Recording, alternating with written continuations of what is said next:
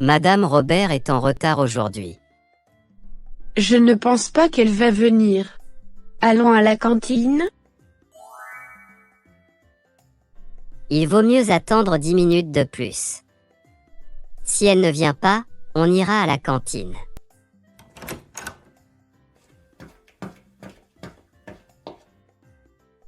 Bonjour tout le monde.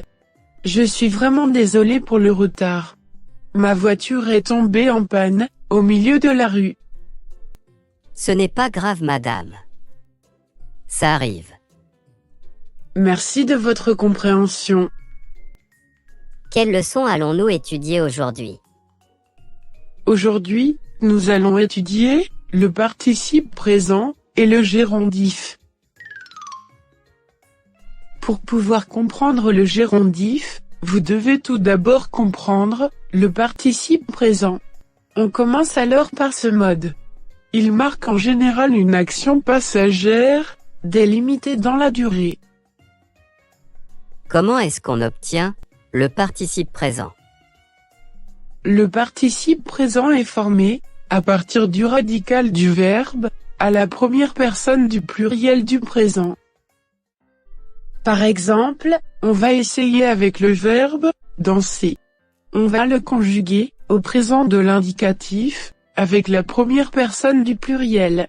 Nous dansons. Puis, on va supprimer le « o », « n », « s » et le remplacer par « a », « n », « t ». Nous allons avoir « dansant ». Le participe présent du verbe danser. Comment utilise-t-on le participe présent? Excellente question. On peut utiliser le participe présent pour introduire une cause. Je vais vous donner un exemple avec le verbe « vouloir ».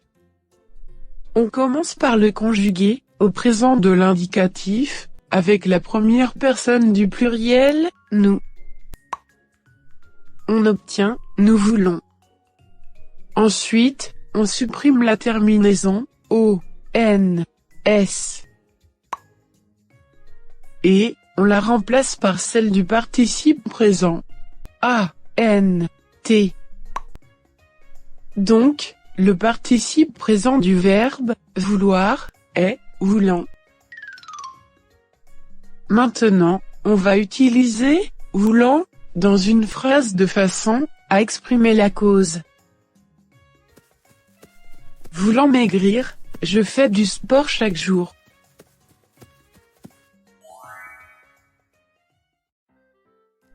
Il y a quelques exceptions. Par exemple, le participe présent du verbe être est étant. Le participe présent du verbe avoir est ayant. Et celui du verbe savoir est sachant. Je vous donne un exemple avec étant.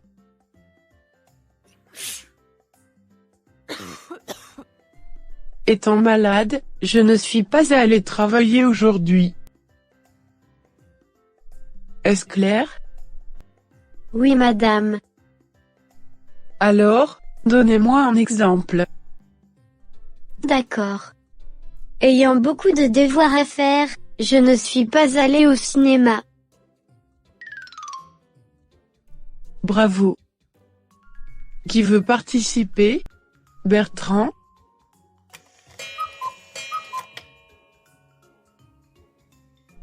Oui, madame. Un instant, s'il vous plaît, laissez-moi réfléchir un peu. Prenez votre temps. Ayant faim, J'ai commandé une pizza. Très bien. On passe au gérondif, maintenant. C'est très simple, puisqu'il est formé de la préposition « en » suivi du participe présent.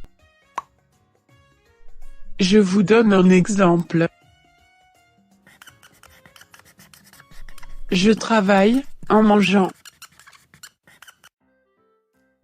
Ça veut dire que l'action de travailler et celle de manger sont en train de se produire en même temps.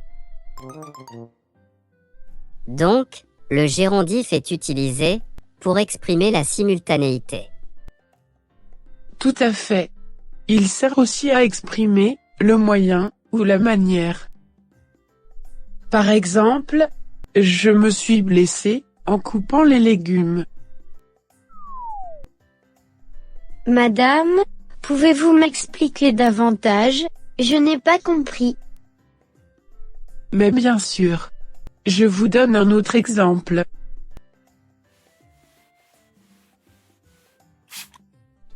Elle a nettoyé les vitres en utilisant ce produit. Ici, le produit est le moyen utilisé pour nettoyer les vitres. Avez-vous compris? Oui, madame. C'est clair maintenant.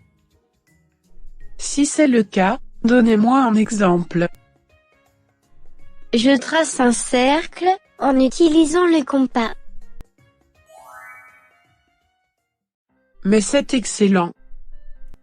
On passe à la dernière valeur du gérondif. Il peut aussi introduire la condition. Je vous donne un exemple. En mangeant sain, on peut avoir une bonne santé. Vous avez tous compris? Oui, madame. Alors, à votre tour de me donner des exemples.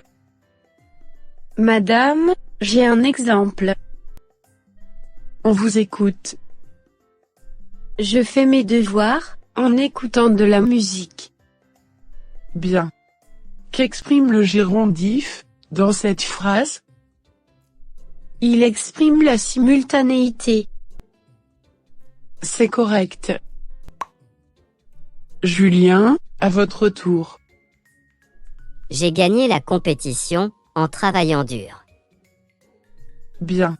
Et quelle est la valeur du gérondif dans cette phrase? Il a servi à exprimer le moyen ou bien la manière. Excellent. Bertrand.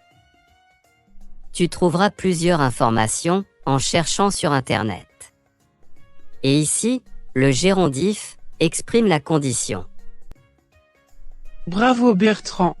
Vous avez tous été excellents. Merci, madame. Je vous laisse cette série d'exercices à faire pour demain.